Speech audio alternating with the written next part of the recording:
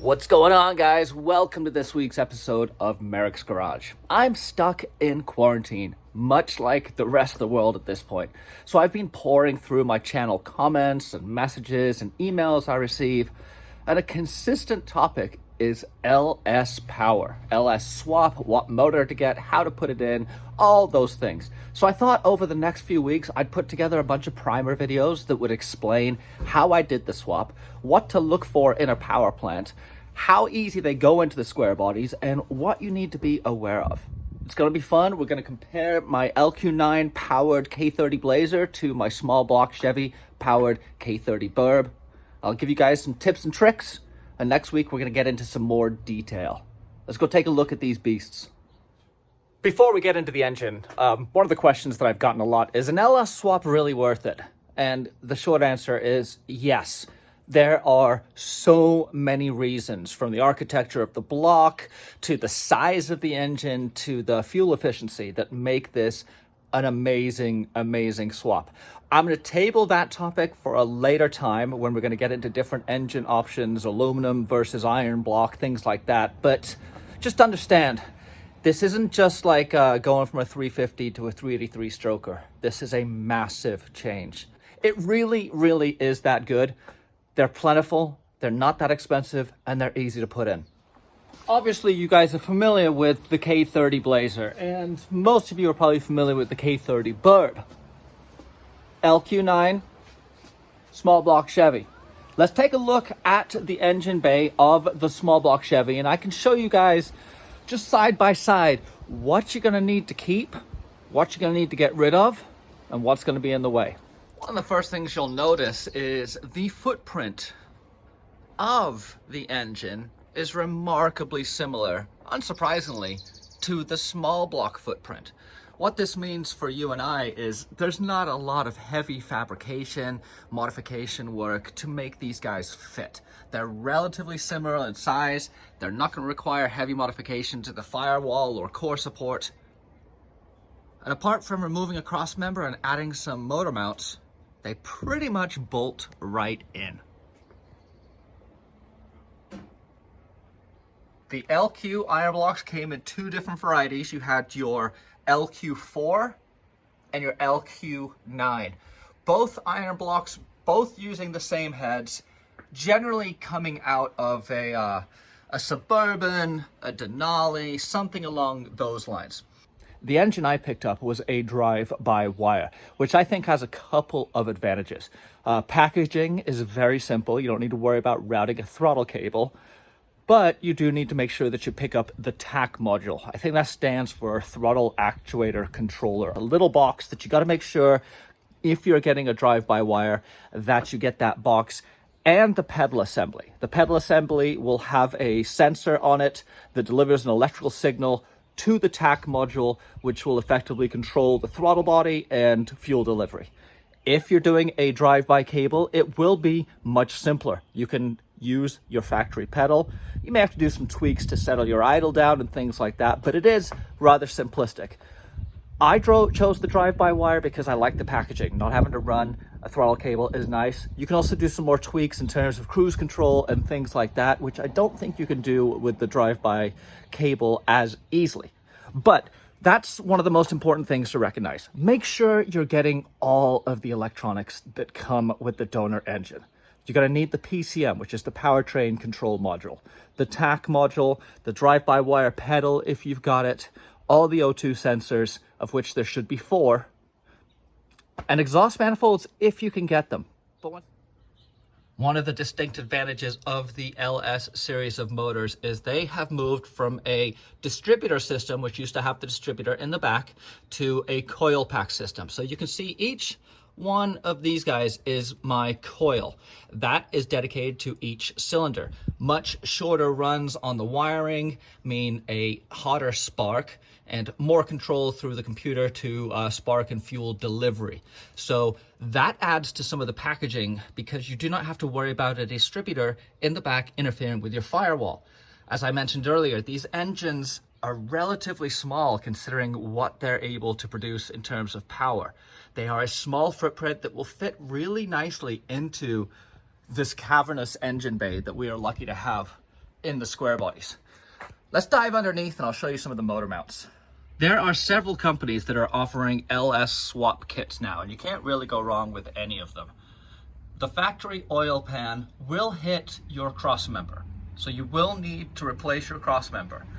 I got this from TNA Automotive. I don't know if they're still producing them, but I know Off-Road Designs makes a great crossmember kit that works really well.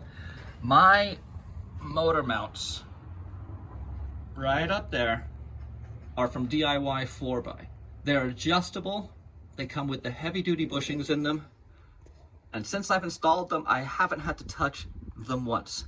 You will be using the stock mounts, meaning stock placement on the frame for your LS. You don't need to do any fab work on the frame to move any of the mounts fore or aft, because they will drop in relatively the same location. And with the adjustable mount, should you need to move it forward a little bit, you can see up there that that guy up in the top center of the picture is the motor mount plate to the motor that gives you some adjustability when you're setting them up. Taking a look back towards the firewall, you can see there's plenty of room. This is my rear cylinder, not coming close to the firewall. The coil pack's right on. And let's take a look over here on. You can see it's going to be a very, very similar position. Taking a look under the manifold, you'll see the motor mounts right there. The motor mounts on the LS swaps are going to be in a similar spot. Once again, you see them right down there. So that isn't an issue. The issue comes from this guy. This is one of the cross members, but then you have a secondary cross member up under here that you'll notice mounts forward of your motor mounts.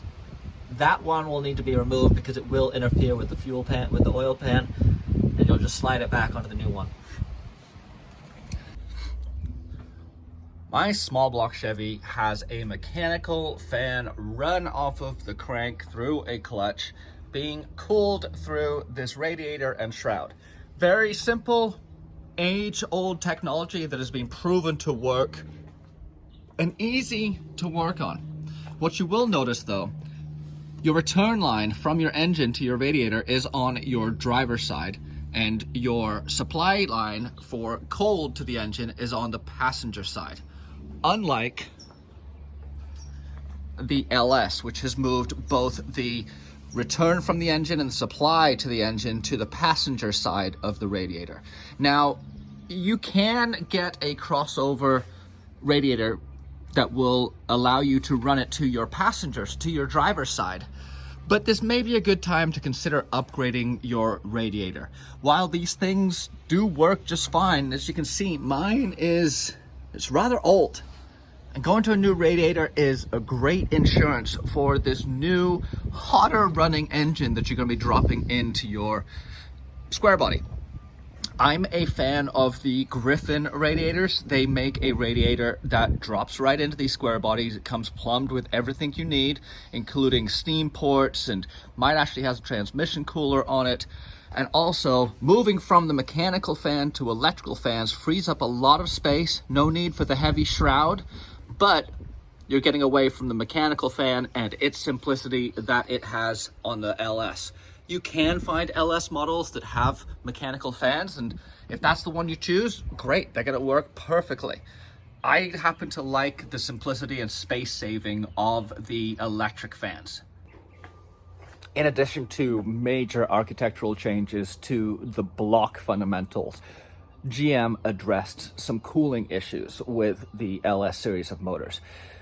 There's a tendency with coolant, whether it's 50-50 distilled and coolant or a full coolant mix or whatever, to develop steam pockets where the water vapor turns to steam and will travel to a high point in the engine, usually in the head, and get trapped, creating hot spots around the head that can affect detonation and pinging and performance and overheating and all those things.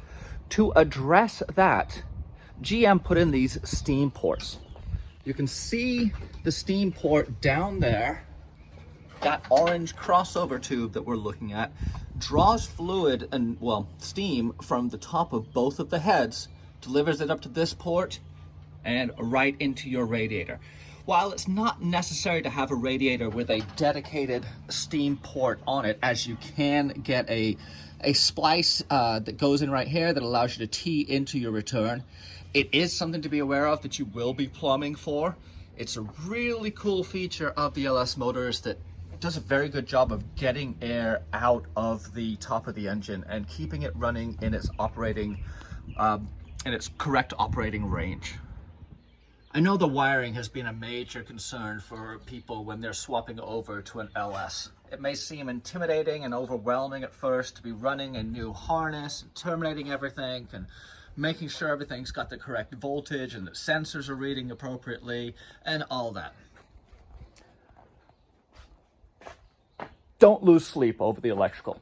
Yes, it's a lot of work, but it's actually fairly simple. There isn't a whole lot that the computer's doing that doesn't require just basic 12-volt knowledge. It's using signals and voltage trips to basically make all its calculations. I would suggest, if you are not electronically capable, in purchasing a standalone harness or purchasing a harness from the tons of companies that make them.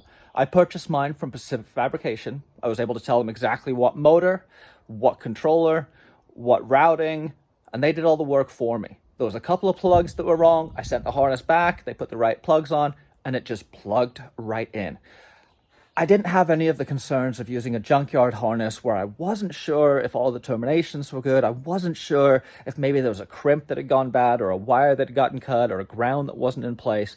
By going to an all-new harness, which does add to the cost, but oftentimes can reduce the install time and increase the simplicity.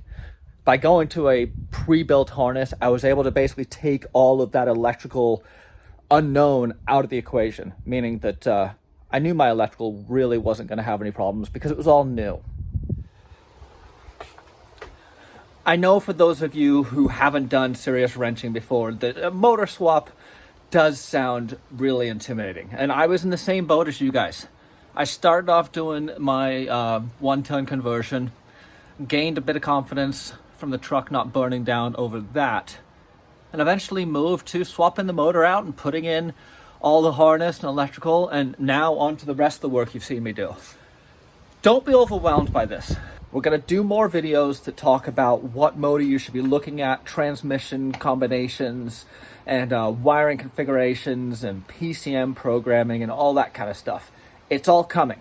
I just want to do a quick high level on what they look like, where they go, what some of the pitfalls might be, and the parts that you have to have.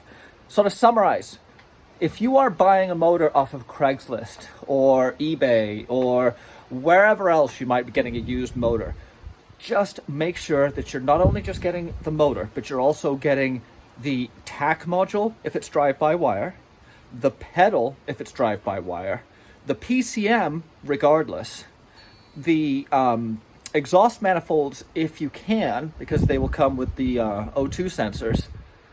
And that's pretty much it. If you can get it with a transmission, you're ahead of the game, but if you can't, don't worry about it.